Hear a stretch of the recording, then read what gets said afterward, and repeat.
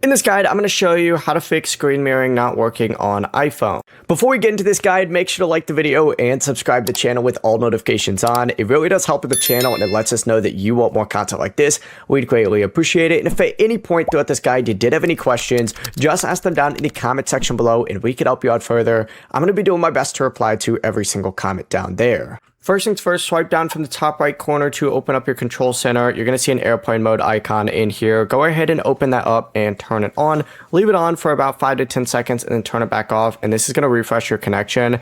And then make sure both Wi-Fi and Bluetooth are turned on in your control center as well. You're going to need both of these. And then from here, what you need to go ahead and do is then make sure that the device that you're trying to mirror to are on the exact same Wi-Fi network. So you both have to be on the same Wi-Fi network. After that, what you need to go ahead and do is check to see what device you're mirroring to. You need to make sure the receiver is actually turned on there as well. So on a Mac, this is going to be under like AirDrop and handoff with AirPlay receiver enabled. On a TV, check the AirPlay or screen mirroring settings. If it's still not connecting, force restart your iPhone by pressing up on the volume up button, down on the volume down button, and pressing and holding on that side power button until you see that black Apple logo appear, or the screen go black and then the Apple logo appear.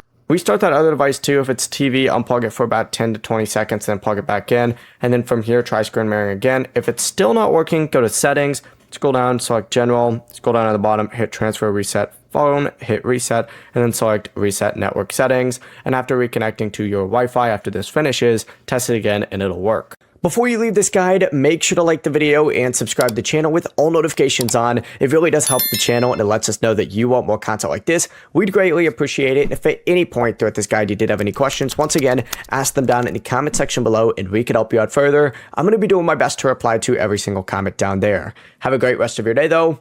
Peace.